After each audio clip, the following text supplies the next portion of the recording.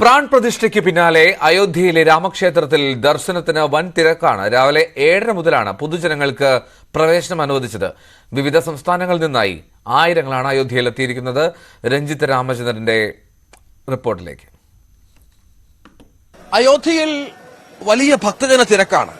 നമ്മൾ ഇന്നറിയാം, നമ്മുടെ ഇന്നത്തെ ദിവസത്തിന്റെ പ്രത്യേകത ഇന്ന് 23 23 മുതലാണ് പൊതുജനങ്ങൾക്കുള്ള ദർശനത്തിനുള്ള സൗകര്യം അയോധ്യയിലുള്ളത്. ഇന്നലെയൊക്കെ നമുക്കറിയാം, പ്രധാനമന്ത്രി പങ്കെടുത്ത ചടങ്ങിൽ വിവിഐപികളായി ക്ഷണിക്കപ്പെട്ട അതിഥികളായുള്ള 8000-ഓളം പേർക്ക് മാത്രമായിരുന്നു ക്ഷണം.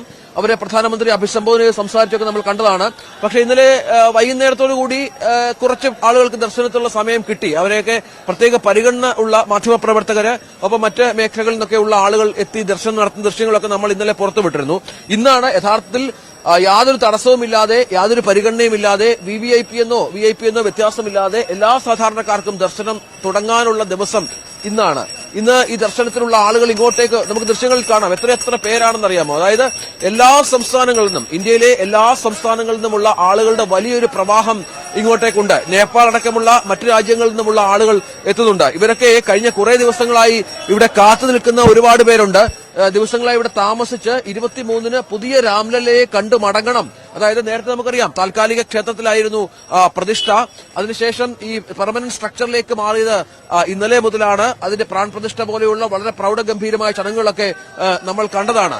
അപ്പോൾ അങ്ങനെ അതിനുശേഷം ഇന്ന് ഈ പുതിയ വിഗ്രഹത്തെ കാണാനും പുതിയ രാംലല്ലയെ കാണാനും പ്രാർത്ഥിക്കാനും ഒക്കെ എത്തുന്നവരുടെ എണ്ണമാണ് ഈ പറഞ്ഞത്. ഇതൊരു വലിയ സംഖ്യയാണ്. വലിയ സംഖ്യ എന്ന് വെച്ചാൽ ക്ഷേത്ര ട്രസ്റ്റ് പോലും പ്രതീക്ഷിക്കുന്നത് 100,000-ഓളം ആളുകളെങ്കിലും ഒരു ദിവസം വന്നു പോകും. അതിനുള്ള അടിസ്ഥാന സൗകര്യങ്ങൾ ഇവിടെ ഒരുക്കിയിട്ടുണ്ട് എന്നവർ അറിയിച്ചിട്ടുണ്ട്.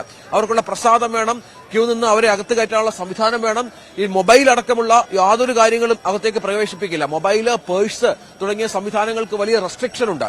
അതുപോലെ താക്കോലുകൾ, ഈ റിമോട്ടുള്ള താക്കോലുകൾ അടക്കമുള്ള കാര്യങ്ങൾക്ക് റെസ്ട്രിക്ഷൻ ഉണ്ട്. അങ്ങനെ ഈ സുരക്ഷയുടെ കാര്യത്തിൽ യാതൊരു വിട്ടുവീഴ്ചയും ഇല്ലാതെയാണ് അയോധ്യ ക്ഷേത്രമുള്ളത് എന്നുകൂടി നമ്മൾ ഈ ഘട്ടത്തിൽ മനസ്സിലാക്കണം. അപ്പോൾ അതിനനുസരിച്ച് തയ്യാറെടുപ്പുകൾ ചെയ്തിട്ടുണ്ട് എന്ന് പറഞ്ഞിട്ടുണ്ട്. അപ്പം അയോധ്യ നഗരവും അതിനനുസരിച്ച് ഒരുങ്ങിക്കൊണ്ടിരിക്കുകയാണ്. ഇതൊരു ടൗൺഷിപ്പായി, വലിയൊരു ടൗൺഷിപ്പായി, 1000-ഓളം ഏക്കറിൽ വലിയൊരു ടൗൺഷിപ്പായി അയോധ്യയെ മാറ്റാനുള്ള ശ്രമങ്ങളാണ് ഇപ്പോൾ അയോധ്യ ഡെവലപ്മെന്റ് സൊസൈറ്റി നടത്തുന്നത് എന്നുള്ളതാണ്. അതിനുള്ള നിർമ്മാണ പ്രവർത്തനങ്ങൾ ആരംഭിച്ചു കഴിഞ്ഞു. കാരണം ഈ നേരത്തെയൊക്കെ പറഞ്ഞതുപോലെ ഈ വലിയ ഹോട്ടലുകളുടെ ഒരു ശൃംഖല ഇവിടെ വരുന്നു. 100-ഓളം ഹോട്ടലുകൾ ഇവിടെ നിർമ്മാണം ആരംഭിക്കുന്നു. ഭക്ഷ്യശാലകൾ നിർമ്മാണം ആരംഭിക്കുന്നു. ഒപ്പം ഈ മറ്റ് സംവിധാനങ്ങൾ, ഈ ഭക്തർക്ക് വന്നു പോകുന്ന ഭക്തർക്ക്, ഈ ചെറിയൊരു നഗരമാണിത്, ഇവിടെ വന്നു പോകുന്ന ഭക്തർക്കുള്ള എല്ലാ അടിസ്ഥാന സൗകര്യ വികസനവും ഒരുക്കണം. അങ്ങനെ വലിയ വെല്ലുവിളിയാണ് അയോധ്യ ഏറ്റെടുത്തിരിക്കുന്നത്.